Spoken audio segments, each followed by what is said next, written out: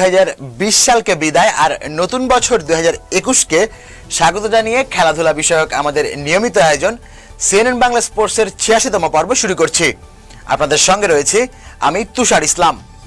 দেশ ও দেশের বাইরের নিত্য নতুন খেলাধুলার সব সংবাদ আর সংবাদের সবশেষ আপডেট নিয়ে আমাদের এই প্রয়াস। চলুন এক নজরে দেখে আসি গুরুত্বপূর্ণ খেলার সংবাদ শিরোনামগুলো। আওয়ামী লীগের কেন্দ্রীয় বন ও পরিবেশ বিষয়ক উপকমিটির সদস্য হলেন সাবেক অধিনায়ক ও নড়াইল 2 আসনের সংসদ সদস্য মাশরাফি বিন মুর্তজা। প্রিমিয়ার লিগ ফুটবলের 2 পর্বের মাঝে 4 মাসের বিরতি রেখে আগামী 2 বছরের ফুটবল পঞ্জিকা ঘোষণা করল বাংলাদেশ ফুটবল ফেডারেশন। নতুন বছরে স্থগিত হয়ে গেল ভারত অস্ট্রেলিয়ার নারী ক্রিকেট দলের ওয়ানডে সিরিজ।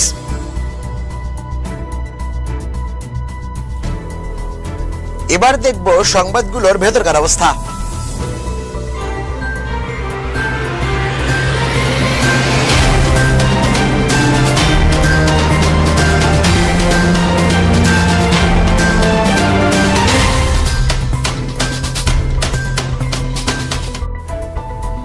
ফিরে দেখা 2020।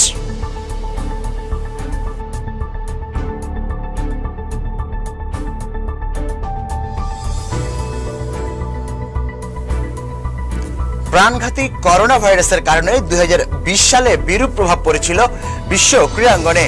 পিছিয়ে যায় অনেকগুলো টুর্নামেন্ট। দেশীয় ও আন্তর্জাতিক অনেক ক্রীড়া ব্যক্তিত্বকে লড়তে হয়েছে করোনার সঙ্গে। সেই সঙ্গে ক্রীড়াঙ্গন হারিয়েছে বহু গুণী খেলোয়াড়কে। এত কিছুর পরও নানা আয়োজনে এগিয়ে চলেছে ক্রীড়াঙ্গন।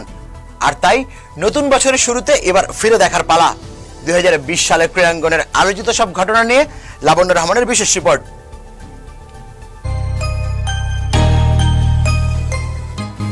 2020 সালের ফেব্রুয়ারিতে দক্ষিণ আফ্রিকায় ভারতকে হারিয়ে বিশ্বকাপ জয় করে টাইগার যুবারা।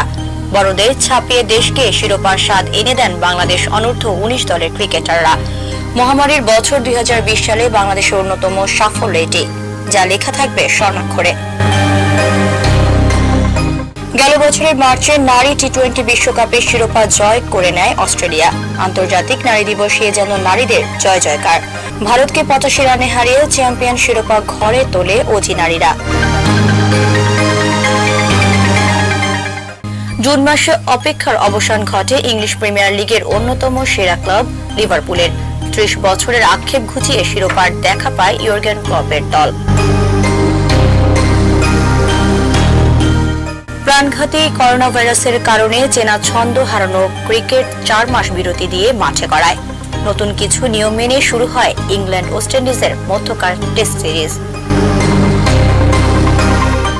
আগস্টে উয়েফা চ্যাম্পিয়ন্স লিগে বায়ার্ন মিউনিখের কাছে 2-0 গোলের বড় ব্যবধানে হেরে বসে লিওনেল মেসির দল, যা দগদগে ক্ষতের মতো বয়ে বেড়াবে বার্সেলোনা ফুটবলার সমর্থকরা। আগস্টের শেষ দিকে ক্রিকেটের ইতিহাসে প্রথম পেসার হিসেবে 600 উইকেটের মাইলফলক করলেন English pacer James Anderson.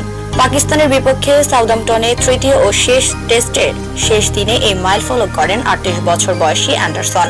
156 test খেলে স্মরণীয় এই রেকর্ডের খাতায় নাম লেখান তিনি।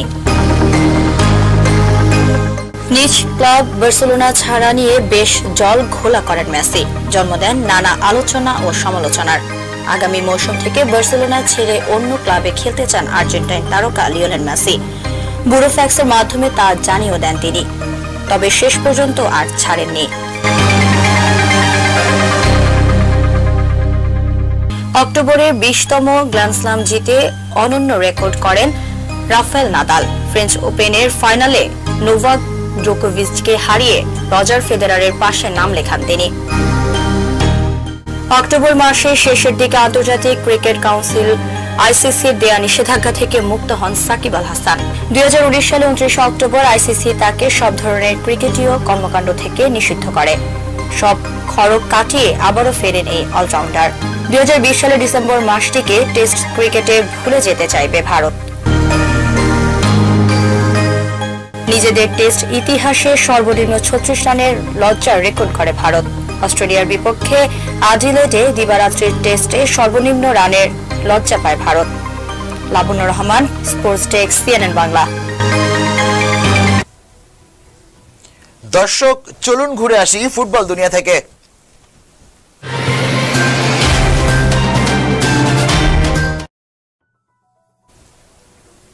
আগামী 2 বছরের জন্য ফুটবল পঞ্জিকা ঘোষণা করল বাংলাদেশ ফুটবল ফেডারেশন। বাফুফে সভাপতি কাজী সালাউদ্দিন জানান, প্রিমিয়ার লিগ ফুটবলের প্রথম এবং দ্বিতীয় পর্বের মাঝে রাখা হয়েছে 4 মাসের বিরতি। নতুন বছরকে সামনে রেখে বছরের শেষ দিন বৃহস্পতিবার বাফুফে ভবনে আনুষ্ঠানিকভাবে সংবাদ সম্মেলনের মাধ্যমে আগামী বছরের বর্ষপঞ্জি তুলে ধরেন তিনি। বিস্তারিত জানাচ্ছেন সুরাই আফরিন ঐশী। চতুর্থবার দায়িত্বে বাফুফে ভবনে আনুষ্ঠানিকভাবে সংবাদ সম্মেলনের মাধ্যমে 2021 সালের বর্ষপঞ্জি তুলে ধরেন বাফুফে সভাপতি কাজী সালাউদ্দিন। 1 থেকে 11 মার্চে অনুষ্ঠিত হবে বঙ্গবন্ধু গোল্ড কাপ, তবে 22 থেকে 23 মার্চ ফিফা প্রীতি ম্যাচ খেলার সম্ভাবনা রয়েছে। 25 মার্চ আফগানিস্তানের বিশ্বকাপ ও এশিয়ান কাপের বাছাইয়ের ম্যাচ রয়েছে। মে জুনে ওই সময়ের পরিকল্পনা বাছাইয়ের ফলের উপর অনেক কিছুই নির্ভর করবে। আমি এবার প্রথমবার দায়িত্ব নিয়েছি ডিস্ট্রিক্টের। ডিস্ট্রিক্ট লিগে আমি অলরেডি ইলেকশনের পরে পরে চিঠি দিয়ে দিয়েছি সব ডিস্ট্রিক্টগুলোকে যে জানুয়ারি থেকে লিগ স্টার্ট হবে, এবং আমি বলিনি জানুয়ারি 1 না 30, it has to start in January, because আমি ফিক্সড ডেট দিই এই কারণে করোনা ভাইরাসের রিজনে, না হলে ফিক্সড ডেট দিতাম। বহু ডিস্ট্রিক্ট আমাদের সাথে অলরেডি যোগাযোগ করেছে, দে আর প্রিপেয়ারিং। আমি নিজেকে বলি, আমি যদি লিগ না করতে পারি, I should not seat in the chair. সালাম মুর্শিদের should not seat in chair. Sheikh Jamal আন্তর্জাতিক ক্লাব কাপের জন্য সময় ধরা হয়েছে 18 অক্টোবর থেকে 30 অক্টোবর। এই প্রতিযোগিতাটি আয়োজন করে থাকে চট্টগ্রাম আবাহনী, তবে এবার আয়োজন করা হবে কিনা তা নিশ্চিত করা হয়নি। প্রথম, দ্বিতীয় ও তৃতীয় বিভাগ ফুটবল লিগ একসঙ্গে শুরু পরিকল্পনা করছে ফেডারেশন। একই সঙ্গে 3টি প্রতিযোগিতার আয়োজনের জন্য প্রয়োজনীয় ব্যবস্থা নেওয়া হবে এবং সহযোগিতা করা হবে বলেও জানান সালাউদ্দিন। আমাদের প্রতি বছর লাস্ট 2-1 বছর ধরে international Sheikh Kamal football tournament হচ্ছে, যেটা চিটাগংয়ে হয়েছে। এটা আমার ক্যালেন্ডারে আছে, কে করবে না করবে it has not been yet decided. আমরা যদি প্যান্ডেমিকের জন্য বাধা না পাই, যদি ফরেন টিমগুলো আসতে না চায়, দ্যাটস এ ডিফারেন্ট কোশ্চেন। তাছাড়া এই জিনিসগুলো হবে, weather Chittagong does it, PFF does it, or XYZ, and it will happen.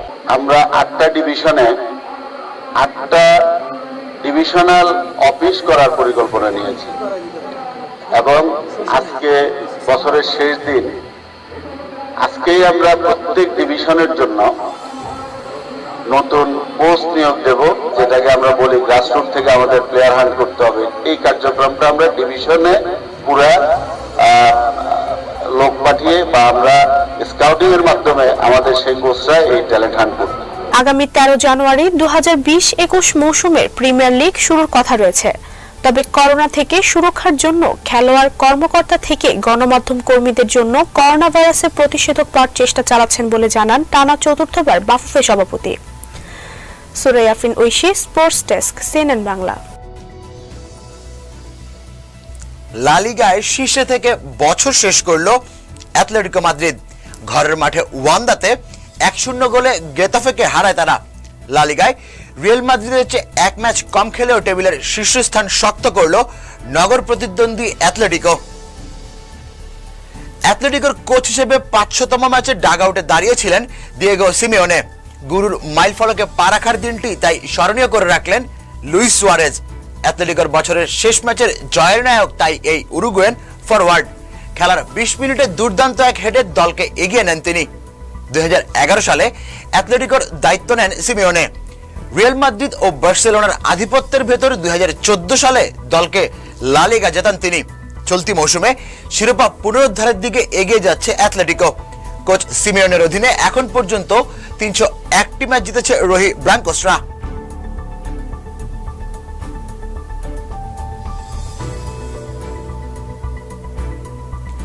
Point টেবিলের শীর্ষস্থান দখলের সুযোগ হাতছাড়া করলো রিয়াল মাদ্রিদ।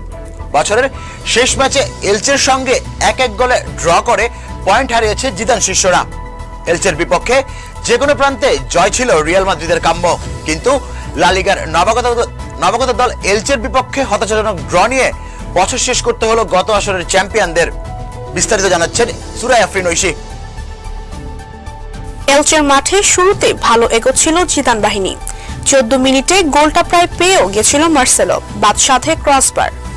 20 মিনিটে অ্যাসেনসিওর তেমনই একটা শট আবার লাগে ক্রসবারে, তবে চটপটে মদ্রিজের হেডার খুঁজে নেয় জাল। 1-0 এগিয়ে বিরতিতে যায় রিয়াল। প্রথমার্ধে লিড তো বাড়েইনি, উল্টো দ্বিতীয়ার্ধের শুরুতে পেনাল্টি থেকে গোল খেয়ে বসে রিয়াল। 63 মিনিটে বইয়ের বারপোস্ট ঘেঁষা শটে হাফ ছেড়ে বাঁচে জিদান শিষ্যরা। গুছিয়ে উঠে আক্রমণে যায় জিদানের দল। 70 মিনিটে টনি ক্রুসের ক্রস কারভাহালকে খুঁজে নিল, জালের ঠিকানা খুঁজে পায়নি। শেষ পর্যন্ত 1-1 গোলে ড্র নিয়ে মাঠ ছাড়তে হয় রিয়াল মাদ্রিদকে। 16 ম্যাচে 33 পয়েন্ট নিয়ে দুয়ে অবস্থান করছে রিয়াল। আর নগর প্রতিদ্বন্দ্বী 2 ম্যাচ কম খেলে 2 পয়েন্টে এগিয়ে শীর্ষে রয়েছে Atletico. Suraiya Afrin Oishi, sports desk, CNN Bangla. English Premier লিগে বছরের শেষ ম্যাচ লিভারপুল ও নিউক্যাসল ইউনাইটেডের মধ্যে গোলশূন্য ড্র হয়েছে। এই হারের মধ্য দিয়ে টানা 5 জয়ের পর পয়েন্ট হারালো ইয়র্গেন ক্লপের শিষ্যরা। প্রতিপক্ষের মাঠে বল দখলে বর্তমান চ্যাম্পিয়নরা একচেটিয়া আধিপত্য করলেও শুরুতে আক্রমণে খুব একটা সুবিধা করতে পারছিল না। তবে উভয় দল একাধিক গোলের সুযোগ পেলেও তা কাজে লাগাতে পারেনি। শেষ পর্যন্ত গোলশূন্য ড্র হয় ম্যাচটি। 16 ম্যাচে 9 জয় ও 6 ড্র নিয়ে 33 পয়েন্ট নিয়ে শীর্ষে রয়েছে লিভারপুল, আর 1 ম্যাচ কম খেলে 19 পয়েন্ট নিয়ে 14তম স্থানে নিউক্যাসল।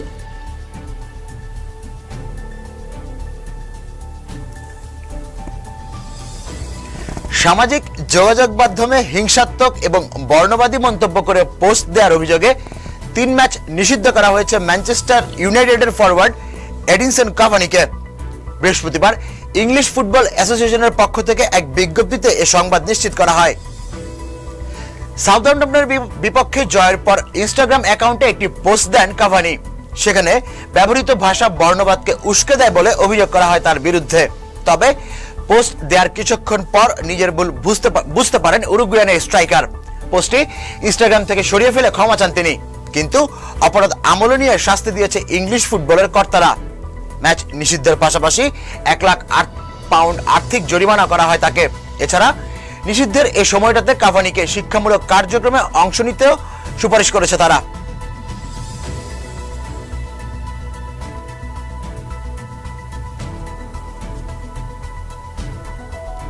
দর্শক, এবার ক্রিকেট প্রসঙ্গ।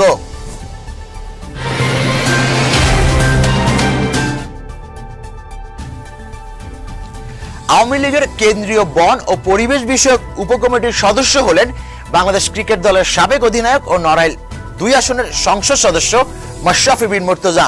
বৃহস্পতিবার বন ও পরিবেশ বিষয়ক উপকমিটি অনুমোদন করেন আওয়ামী লীগের সাধারণ সম্পাদক ওবায়দুল কাদের। মাশরাফি ছাড়াও সংসদীয় স্থায়ী কমিটিতে রয়েছেন সাবের হোসেন চৌধুরী, দীপঙ্কর তালুকদার, জাফর আলম, অ্যাডভোকেট আমিরুল আলম মিলন ও নাহিদ ইজাহার খান।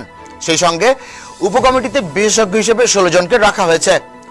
জলবায়ু পরিবর্তনের প্রভাব মোকাবেলায় জনসচেতনতা তৈরিতে মাশরাফির জনপ্রিয়তা কাজে লাগানোর উদ্দেশ্যে তাকে এই কমিটির সদস্য করা হয়েছে বলে জানিয়েছেন আওয়ামী লীগের বন ও পরিবেশ বিষয়ক সম্পাদক দেলোয়ার হোসেন।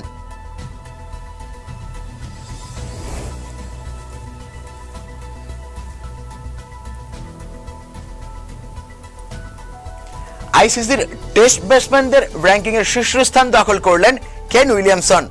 সদ্য প্রকাশিত র্যাঙ্কিং এ নিউজিল্যান্ডের অধিনায়ক টপকে গেলেন স্টিভেন স্মিথ ও বিরাট কোহলিকে। 2 টেস্টের 3 ইনিংসে 401 রান করেন উইলিয়ামসন। তার রেটিং পয়েন্ট বর্তমানে 890। 2-এ থাকা কোহলির রেটিং পয়েন্ট 879 আর 3-এ নেমে যাওয়া স্মিথের রেটিং পয়েন্ট 877। ভারতের বিপক্ষে চলতি টেস্ট সিরিজে 4 ইনিংসে মোটে 10 রান করতে পেরেছেন স্মিথ, আর তাই স্বাভাবিকভাবেই হারিয়েছেন বেশ মূল্যবান কয়েকটি রেটিং পয়েন্ট। 2-এ থাকা কোহলি মেলবোর্নের সবশেষ টেস্টটি খেলেননি। সিরিজের প্রথম টেস্টে 2 ইনিংসে তিনি করেন 78 রান। অপরদিকে দুর্দান্ত ফর্মে রয়েছেন কিউই দলপতি উইলিয়ামসন। পাকিস্তানের বিপক্ষে টেস্টে 2 ইনিংসে করেছেন 129 আর 21 রান। তার আগের টেস্টে ওয়েস্ট ইন্ডিজের বিপক্ষে খেলেছিলেন মহাকাব্যিক 251 রানের ইনিংস।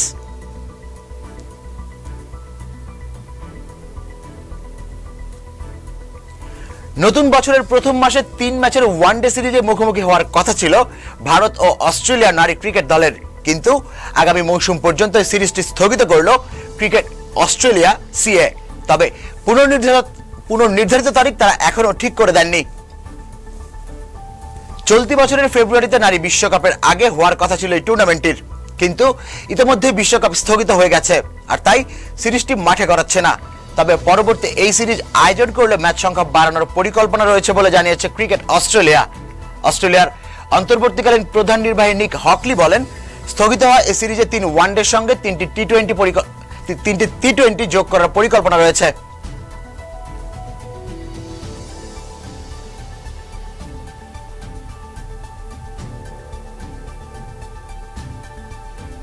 দর্শক, এবার অন্য খেলাগুলোর দিকে নজর দেওয়া যাক।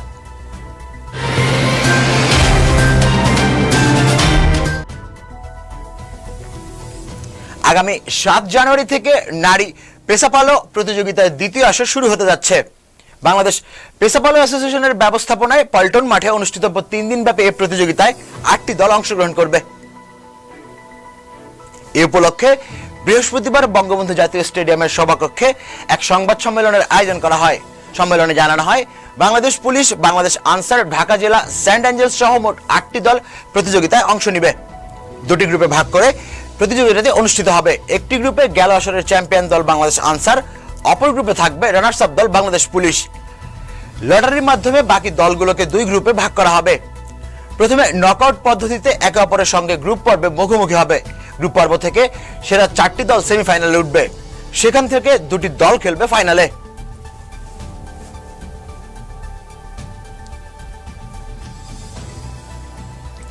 শ্রেষ্ঠ ক্রীড়া ধারাভাষ্যকারের পুরস্কার পেলেন বাংলাদেশের জনপ্রিয় ধারাভাষ্যকার চৌধুরী জাফরুল্লাহ শারাফাত। বাংলাদেশ বেতারের পক্ষ থেকে তাকে এ পুরস্কার দেয়া হয়। বাংলাদেশ বেতারের পক্ষ থেকে জাফরুল্লাহকে এই পুরস্কার তুলে দেন বাণিজ্যিক কার্যক্রমের পরিচালক ডক্টর মীর শাহ আলম। এ সময় আরো উপস্থিত ছিলেন বাংলাদেশ বেতারের deputy director ABM Rafiqul Islam এবং রফিকুদ্দিন আকন্দ সহ ঊর্ধ্বতন কর্মকর্তারা। প্রথমবারের মতো জাফরুল্লাহ শারাফাতকে সেরা ধারাভাষ্যকারের পুরস্কার দিল বাংলাদেশ বেতার। 1982 সালে ধারাভাষ্যকার হিসেবে যাত্রা শুরু করেন চৌধুরী জাফরুল্লাহ শারাফাত। স্বতন্ত্র বাচনভঙ্গি ও ধারাভাষ্যের জন্য তিনি সবার কাছে নিজেকে আলাদাভাবে পরিচিত করেন।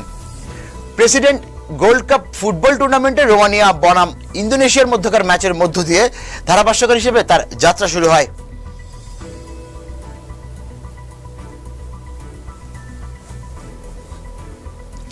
প্রতিদিনের ব্যস্ত জীবনে সারাদিনের সব খেলা আমাদের পক্ষে দেখা সম্ভব নয়, আর তাই আপনার সময় ও পছন্দ অনুযায়ী বেছে নিতে হবে আপনার প্রিয় খেলাটি।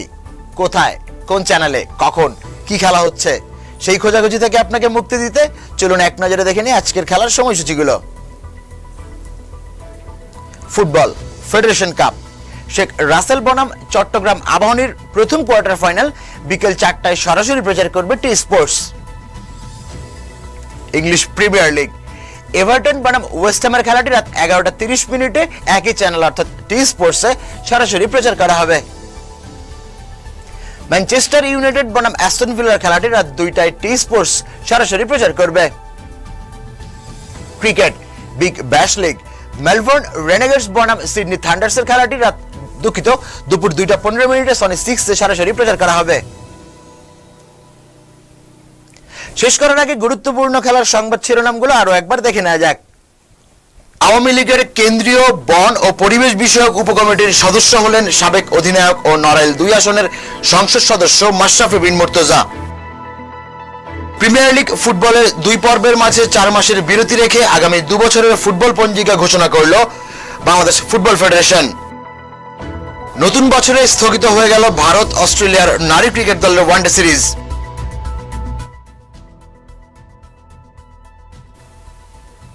নতুন বছরে আপনাদের সুস্বাস্থ্য কামনা করে দর্শক, আমি তুষার ইসলাম এখান থেকে বিদায় নিচ্ছি। সামাজিক দূরত্ব বজায় রেখে নিরাপদ থাকুন, ভালো থাকুন, সেই সঙ্গে CNN বাংলার সাথেই থাকুন।